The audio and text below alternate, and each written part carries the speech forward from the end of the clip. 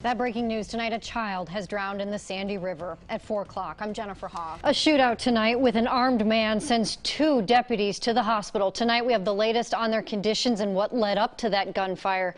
This is KOIN 6 News at 11 o'clock. I'm Jennifer Hoff. There is a lot of damage and it's very widespread from the Lloyd district to the Pearl district. This is the 3rd night that these protesters have been out there. It started very small, to be clear, with a group of peaceful protesters and quickly turned into what police called a riot tonight. They actually smelled something unusual, smelled something funny, knew to call their managers. Managers knew to tell them to evacuate, and within about 10 minutes or so, that explosion then happened. They are lucky to be alive. It's a warmer day, which is why we have our free KOIN fans that you can find at the booth. They charged me $5 for that. Oh, well, they like me better.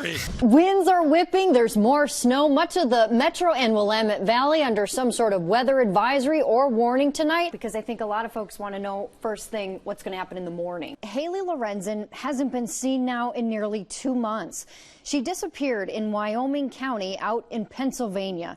Her body still hasn't been recovered. Today, though, another step was taken in this case as her accused murderer there appeared in court. Adam joins us right now. Not with Adam. one that. Oh, who are we going to? The one and only AJ. Sorry, AJ. Well, I thought Adam looked a little bit different. Damian Lillard combined to score 63 points for the Blazers tonight, though. Wow, Jennifer, have you ever thought about doing sports? I'm like seriously impressed right now. That was like really good. Oh, yeah. The energy. You sound like you know what you're talking about. No, well, if you saw do.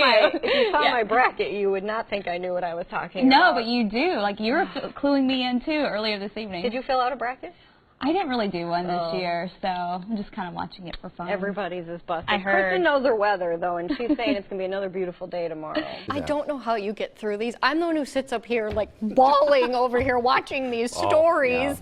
Oh, that will be so neat. I think it's really important to get a better sense here from Madras about exactly what people were doing and how they were feeling during the total solar eclipse, because like I mentioned, Madras here in Central Oregon, just a small town of about 6,200 people, had probably the best viewing point in the entire country, for sure in the entire state. Jennifer, you grew up in Minnesota, and I imagine the story just dominated the headlines. Yeah, I've really struggled with it the past few days. It was huge when this news broke over the weekend. It really changed the way we grew up. It really influenced how little kids grew up then. I mean, feeling of safety, yes, whether you could go out and by not yourself. just there in Minnesota. I think all around the country. I mean, it was such a big deal when that happened. I remember when my teachers would wear buttons with his picture on it. Okay. And again, just really influenced how my family raised us and how kids, I think, grew up. And to see some closure for this finally for that family, it's a big deal. It's really emotional after so long. I'm Jennifer Hoff.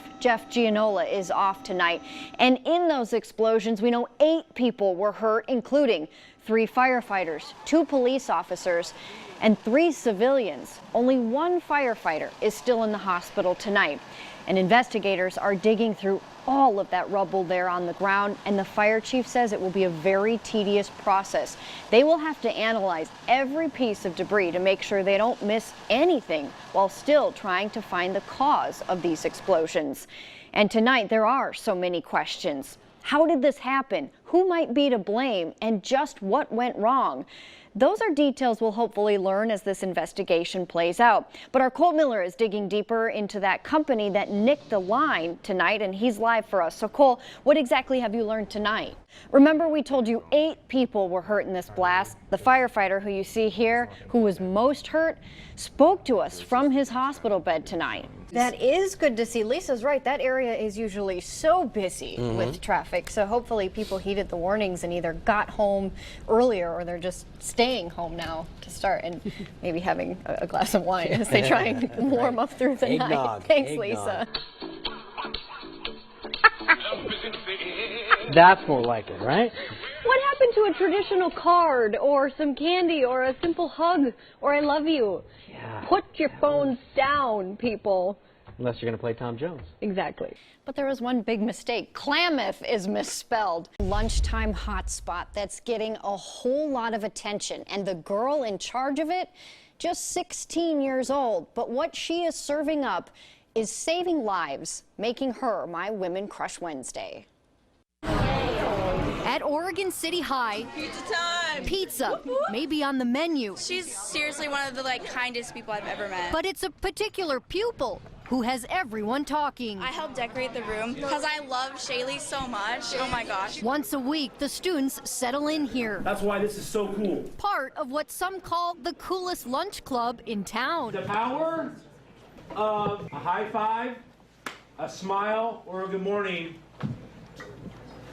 is exponential. Part inspiration, part entertaining, and completely full of teenagers who used to eat their lunches alone. You know, when you're new to a school and you don't know anyone, and then you come in here and everyone's so nice and wanting to want positive things for everyone, it's really nice. I've come here every time and I've made so many more new friends and it's honestly so nice. I've been oh, come to this room, we have pizza and we play a whole lot of games and it's really fun. Then there's the girl. All right. Remember the one people praise so much? Any of you guys don't know what the hot seat is. She started this whole thing last year. It just makes me feel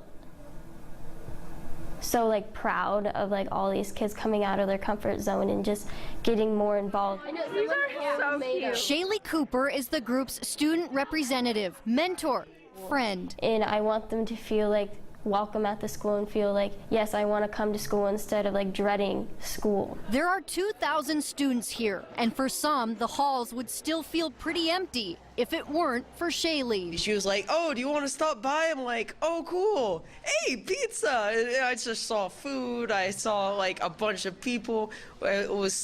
Everyone was smiling, having a good time. I enjoyed it the first time it was mentioned. For Mateo Huerta, We Dine Together is more than the name of a club. The two things that saved my life from suicide is basically this club and music. The hearing aid batteries are that big. It's taking silent suffering and turning it into a lively lesson that goes far beyond any classroom wall. I have always been brought up to help others, and so at the end of the day I really don't want any credit for what I do. I just feel it should be part of your life. I love all those kids so much, and Shaylee gets a lot of the credit, but it's important to note that she teamed up with school resource officer Dave Plummer to get this club going, which was invented first at a Florida high school. Here is what we know tonight. Militia leader Ammon Bundy is under arrest. We also found out that community meeting that Dale was going to, it went on as scheduled at the John Day Senior Center, and I spoke to a resident who described what happened at that meeting when news of this gunfight broke. When did you get word that something had happened? 22 years ago, Tyrone Thies gunned down 3 women at a gas station, and he's been on the run ever since. Now, those women's family have not spoken publicly since then. Until now, you'll hear their plea and see the evidence police are sharing for the first time in this edition of KOIN 6 Unsolved. We're all here for the same reason. Under the cover of darkness, because we're all family, a group gathers in Gresham to shine light on the crime some here think has long gone cold. This is the first time that somebody has been interested in even doing anything about the case. I called Rose Smeltzer last month to talk about her mother 22 years after she was killed. She was really a happy person. She would do anything for anybody. In 1994, 51-year-old Rosalie Gertz worked at the Leathers Oil Company gas station, an abandoned building now on the city's east side that was crawling with cops on January 17th. But I just remember them saying, Rosalie is gone. And I said, gone where? Where'd you go? She's dead. Gresham police say Tyrone Thies shot Rosalie and 2 other workers, Kay Endicott and Mary Beth Carey. I worry that he might hurt somebody else, because what's to stop him? Rosalie's sister still wants answers. How did he get away so easily without even being seen? You know, somebody had to have helped him. Because the now 42-year-old suspect has never been seen again. Where is he? That's the million-dollar question. Officer John Rasmussen says the department received its latest tip just 6 months ago. The evidence on the table here is only a small portion of what was collected that day. This evidence has never been seen before. There's a strong case against Tyrone. Pieces of a puzzle that also haven't uncovered many answers. Do you think they've forgotten about the case? The police? I don't think they ever forget about a cold case. I think it just sits in their car and just eats away at them. They want to do their job. They want to find this man. Police say thieves skipped town a few days after the shooting at the gas station. They showed me these crime scene photos for the first time. Thies worked with the victims here, but quit when he was suspended for stealing. After police say he killed them, Thies stole thousands more dollars, and his cousin, Larry Scherf, was in the getaway car that Lori Stevens was driving. You're a very evil person, because only evil does something like that. Charlene's harsh words for the man accused of killing her sister. That's how she was, always smiling and happy. Are replaced with beautiful pictures. Her eyes stand out. Of a person she says can still light up the darkness that gripped her family so long ago. If he's alive, let him answer for it. Let him go through the court process if he chooses.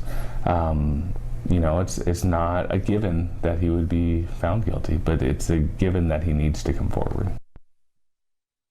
And a couple other notes. 2 years after the crime, a passerby found skeletal remains near the Troutdale airport. The medical examiner even asked for Thies' dental records, but forensic studies would later determine it wasn't him. Also, Larry Scherf and Lori Stevens were arrested not long after that murder. They served 10 years in prison. Larry was not home when I went to talk to him, and Lori denied my interview request. But if you know anything about this cold case, call Gresham's tip line at 503-618-2719. Portland's Race for the Cure is this weekend, and you will be there. We're getting so excited. There will also be something brand new there that might convince a lot of people to sign up. Hi. Oh, hi. I know. It's no secret. I know. Dogs are a man's best friend. Mommy's right here. But for Suzanne Fountain, little Fiona is family. I actually got Fiona in the middle of my chemo, and she would just lay right in between my legs on the bed when I was feeling at my worst sometimes. So it's a really nice thing to have those little creatures around you. Suzanne was diagnosed with breast cancer last year, 3 weeks before her wedding. And when a clinical trial didn't work, Suzanne first endured 6 months of chemotherapy. I was blessed that I had a routine where I could still work. I had amazing employees that just picked up the pieces as they needed to. She owns 4 local doggy daycares and is sponsoring this year's new Pups in Pink portion of Race for the Cure. It dawned on us that our 4-legged family members are part of our family, and they're part of that journey on the breast cancer continuum of care. And so we are very delighted to have permission as an organization to be able to have our dog family members join us. Suzanne would then go on to have a double mastectomy, followed by 30 days straight of radiation. Having that dog just sitting there sometimes on your chest looking at you makes all the difference, so that you're not alone. So while some dogs are best friends, others family, in some cases they can also be Mommy's right here, baby. A lifesaver. There's nothing better than just having that unconditional love around you. The Race for the Cure is Sunday. If you walk or run with your dog, they have to be on a leash, but not the retractable kind. They also have to have their current vaccinations. Are you bringing your dog? I think so. Depends. You have a lot to do. Okay, yeah, I'm hosting She's the hosting, event so again, right, which we're so excited to do. And yeah, so I might bring the dog, but I think this will really get a lot of people out there because they are their family members. Special they bond. help them through it, or you know, it's just good to run with your dog. So if you have any more questions about the race in general, you can sign up for Jen's Joggers too. I have a team as well, or how to register your dog. We put all those answers to your questions on KOIN.com.